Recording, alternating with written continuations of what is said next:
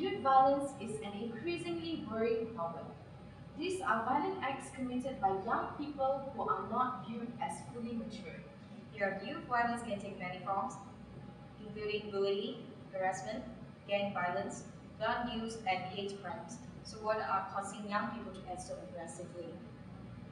Good afternoon, ladies and gentlemen. Welcome back to Focus. Here in Focus, we discuss the latest issues concerning people all around the world. Yeah, today we will discuss cases pertaining youth violence and the main causes discussed by the scholars and researchers.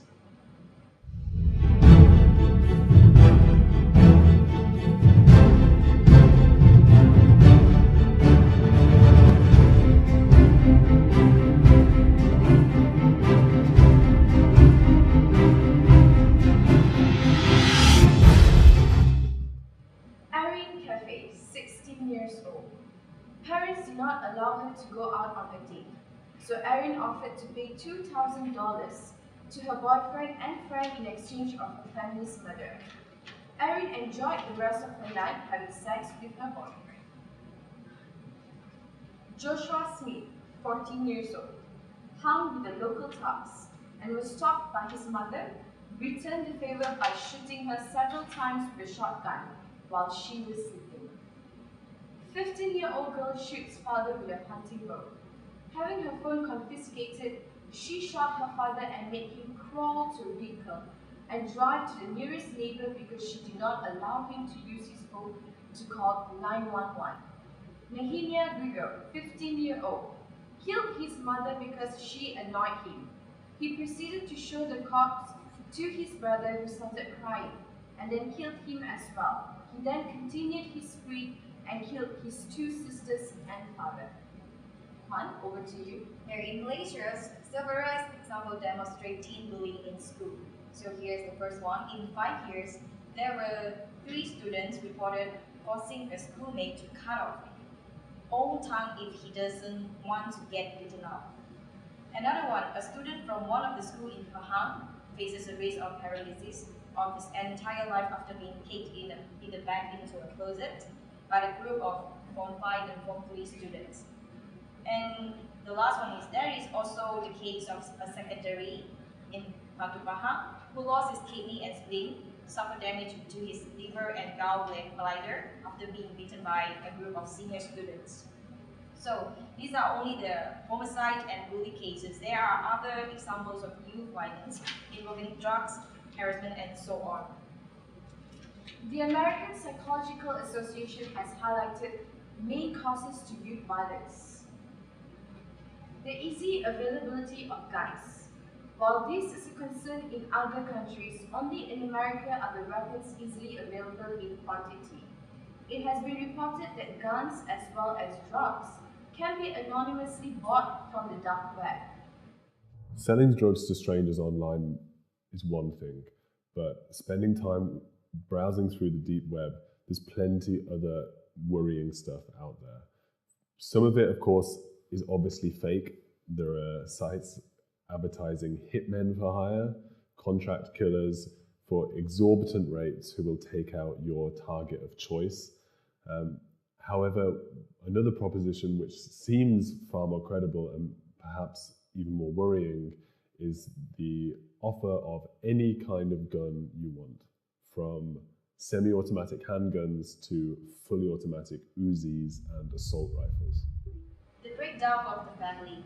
Rising divorce rates and the blending of families make it more difficult for children to have good role models for conflict resolution. So children learn from what they observe, not what they hear. Violence portrayed by media. How many murders have you witnessed this week in movies? How many thugs have you seen in music videos? How many songs are advocating gang violence and drug use? Violence adds excitement and increased ratings, but it also demonstrates behaviors that teenagers like to imitate.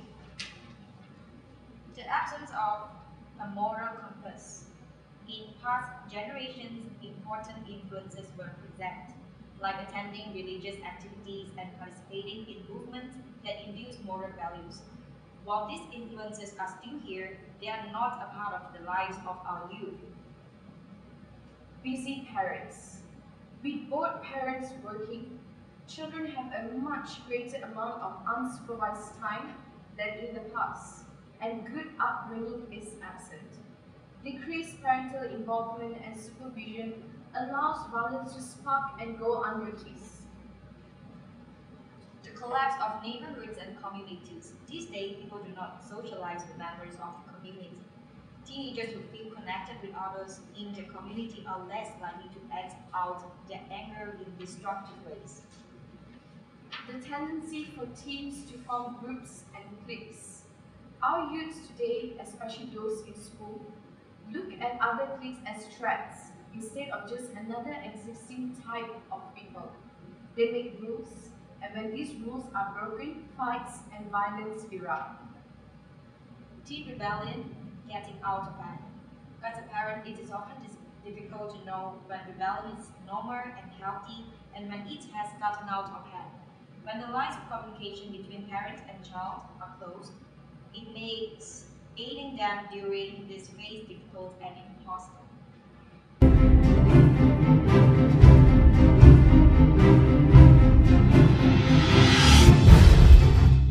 Alright, Sabrina, so what do you think about this youth violence? Do you think it's caused by the psychology disorder, or is actually the teenagers wanting to have more attention from people? I think, in my opinion, I think it's both. I think some of these teenagers have this psychological disorder or depression, and this is the way they actually express their feelings, their depression through violence that's causing all these crime rates to increase. And also it could be they just wanting attention. Let's look at the Elliot Rogers case. It is about a young boy who wanted attention, did not get this attention, and he lashed it out on murdering young women because of the lack of attention.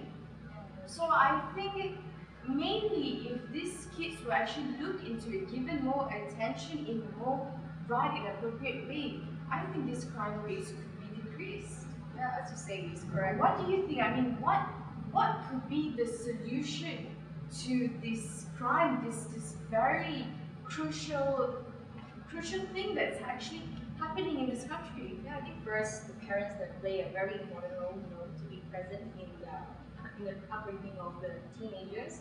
And then also about the depression that you have just mentioned, I think if the teenager that have the depression disorder, that should be treated by a professional. Yeah. Yes, maybe they can actually see a psychologist, Yeah. get therapy. So the Yes. parents, yeah, and also their friends, the peer, and the school. These are all the parts that should be playing and Yes. all work together in I think solving that's this problem. absolutely right. Okay, that's all from us in Focus today. Yeah, so tune in next week for more updates of 2016 America's election. Thank you. Thank you.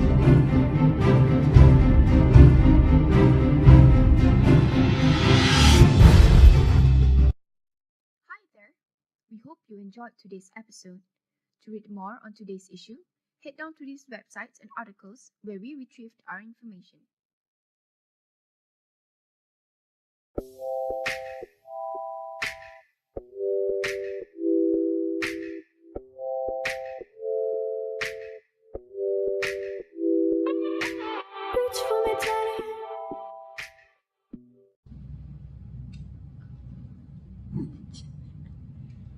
I don't have a personal makeup artist, so Macam makin buruk je. kurang ajar. Behind the scenes of Focus. That's our newspaper. Fancy. And this is our flower pot.